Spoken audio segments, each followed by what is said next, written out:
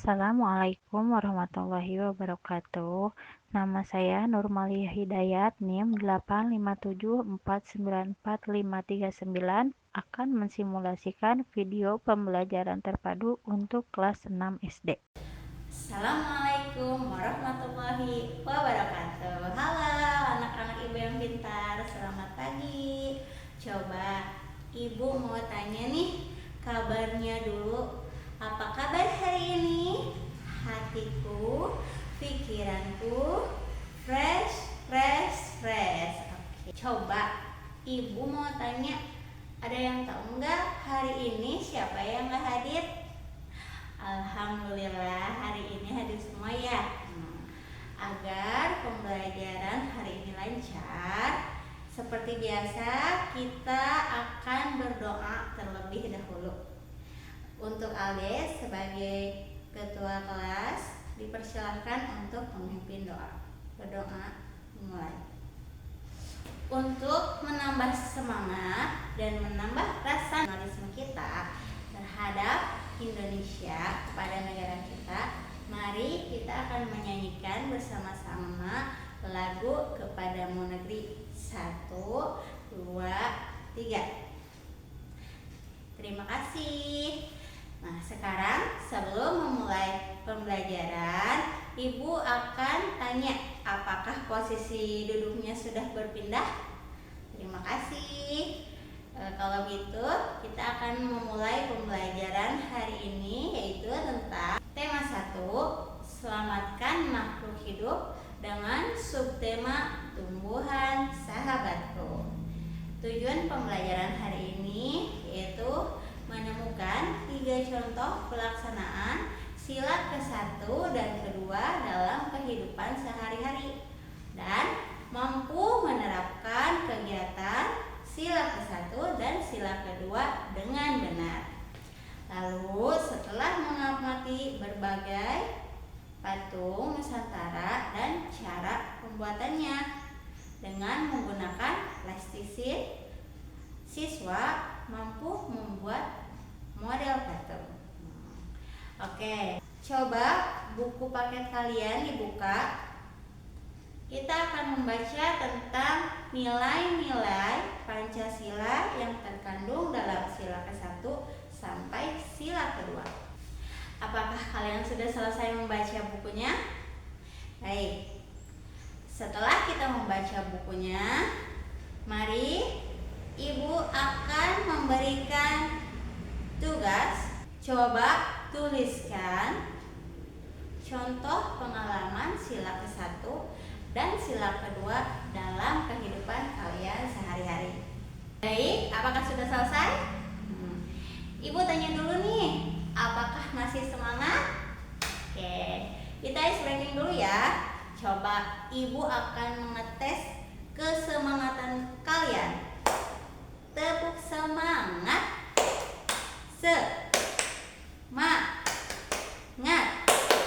Semangat. Oke, terima kasih. Coba karena kalian sudah menuliskan contoh nilai-nilai Pancasila, siapa yang mau ke depan untuk mempresentasikan hasil diskusinya? Ayo, siapa yang mau?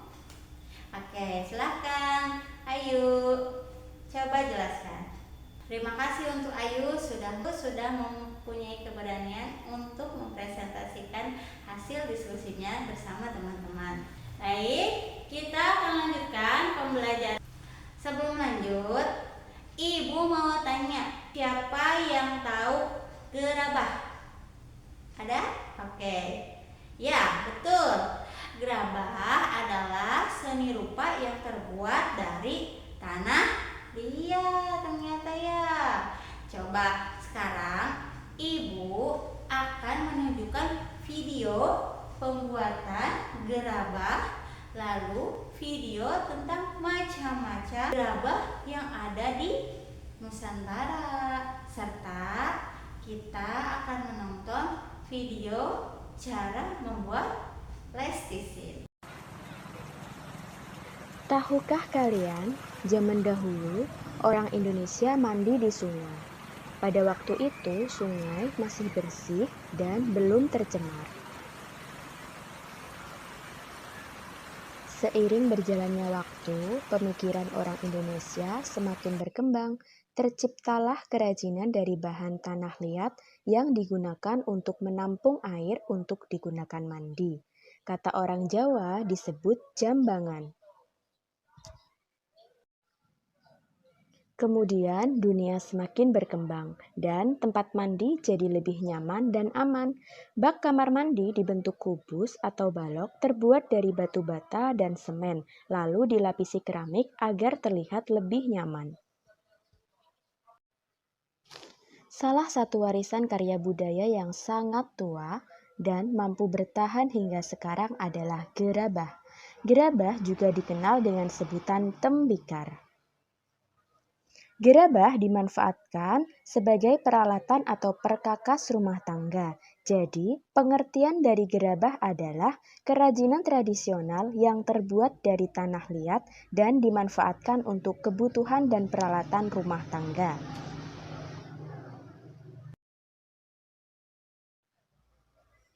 Gerabah-gerabah yang dihasilkan oleh para pengrajin di Madura adalah gerabah yang terbuat dari tanah liat yang berwarna kuning dengan pasir halus.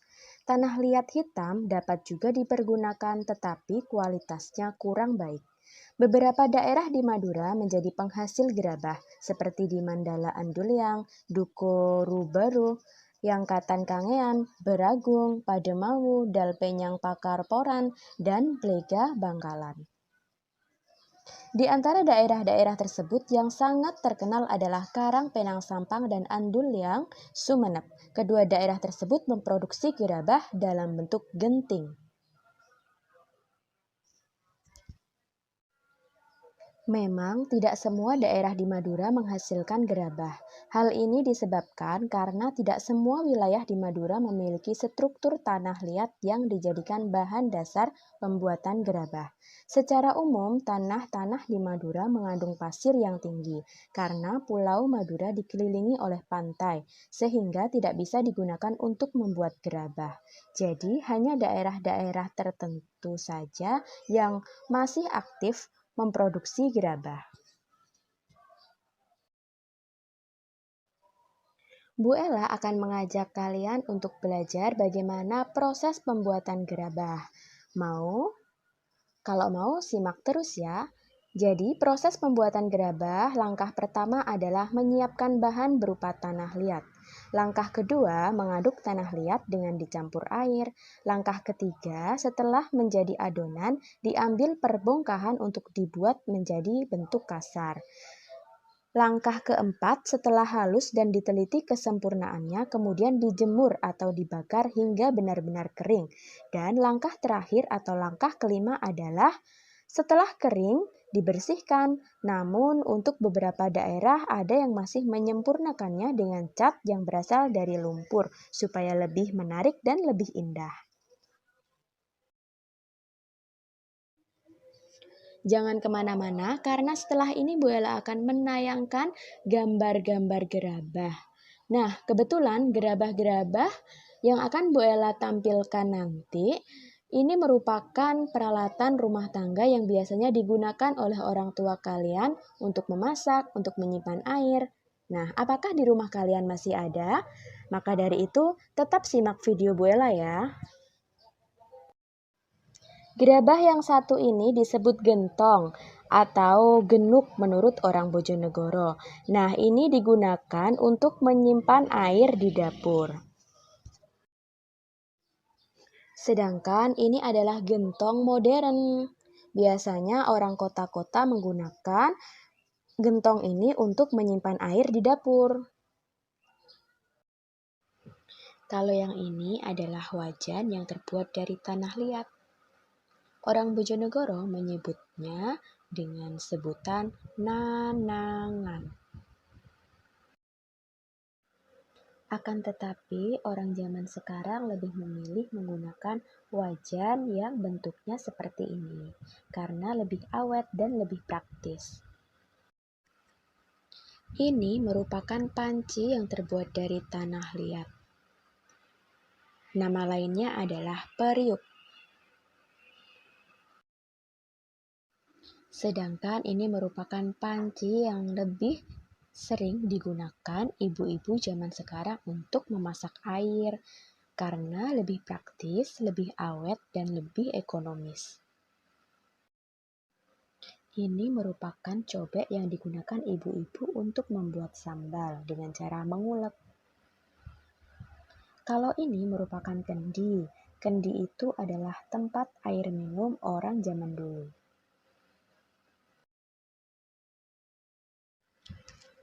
Ini merupakan gambar tungku.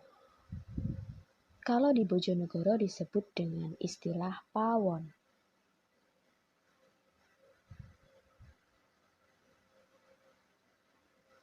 Kemudian berkembang menjadi kompor minyak tanah.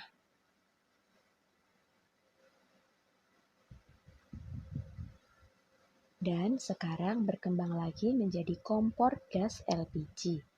Lebih praktis dan lebih ekonomis.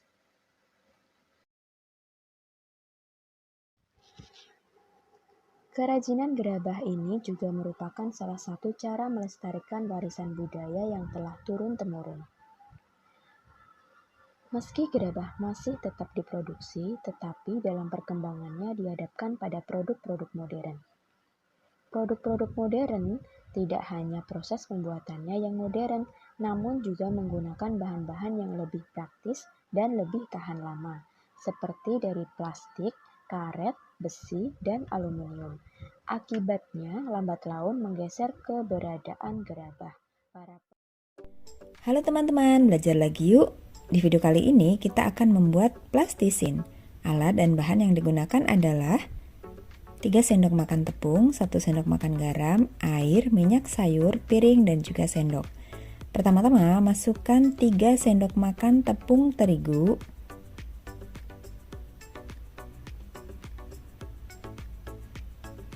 Kemudian masukkan garam sebanyak 1 sendok makan. Kemudian diaduk sampai dengan rata ya. Setelah itu masukkan air sedikit demi sedikit. Kemudian aduk kembali.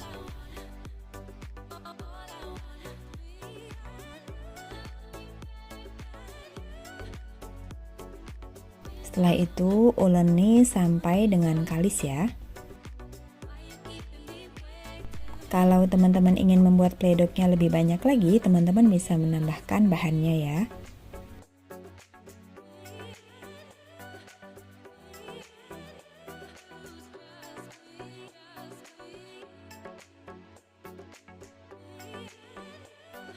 Setelah kalis seperti ini, teman-teman bisa menambahkan minyak sayur sebanyak kurang lebih setengah sendok makan.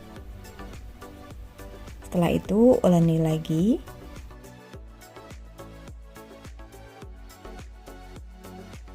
Kalau sudah seperti ini, teman-teman bisa membagi adonan menjadi 2. Kemudian teteskan pewarna makanan warna merah dan warna hijau. Lalu teman-teman campur lagi ya sampai warnanya tadi merata. Jika warnanya kurang, teman-teman bisa menambahkan beberapa tetes pewarna lagi. Campur terus sampai semua warnanya merata. Kemudian lakukan untuk warna hijau dengan cara yang sama ya.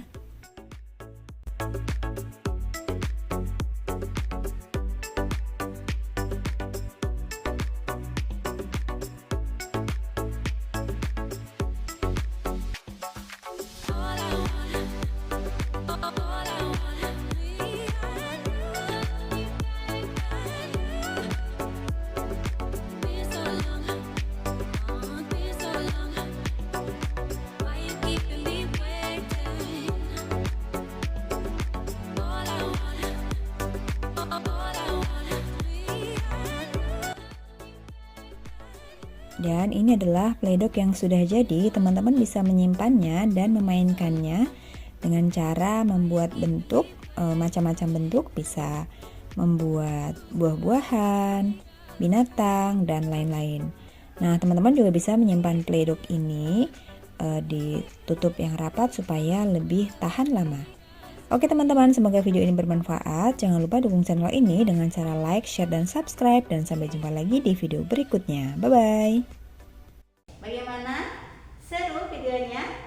Ya, jadi kita sudah tahu ya, menjadi hafal apa itu gerabah, apa itu macam-macam gerabah yang ada di Nusantara serta pembuatannya. Nah, untuk pelajaran hari ini, apakah ada materi yang belum dipahami? Coba boleh bertanya. Oke, tidak ada. Alhamdulillah ya. Jadi, kesimpulan untuk pembelajaran hari ini apa? Ya, betul. Kita bisa menyebutkan contoh-contoh nilai Pancasila ke-1 dan kedua. Untuk nilai-nilai contoh sila ke-1 seperti apa? 1. Ya, menghargai dan menghormati kepercayaan orang lain. Terus yang kedua, percaya kepada Tuhan Yang Maha Esa sesuai dengan agama dan kepercayaan masing-masing. Yang ketiga, tidak memaksakan agama kita terhadap orang lain. Ya. Lalu untuk sila yang kedua itu seperti apa? Ya, contohnya coba sebutkan. 1. Tidak semena-mena terhadap orang lain. Bagus. Lalu yang kedua, menghormati hak dan kewajiban yang dimiliki masing-masing orang. Terus yang ketiga, membantu teman yang sedang kesusahan. Ada lagi tidak? Tidak membedakan suku, ras, bangsa, dan agama. Lalu ada lagi? Boleh. Mengakui persamaan derajat setiap manusia. Yang kelima apa? Berbuat adil dan beradab kepada semua orang. Alhamdulillah, selesai sudah pembelajaran kita hari ini. Mari kita tutup bersama doa dan mengucapkan Alhamdulillahirobbilalamin. Terima kasih. Sampai jumpa lagi besok.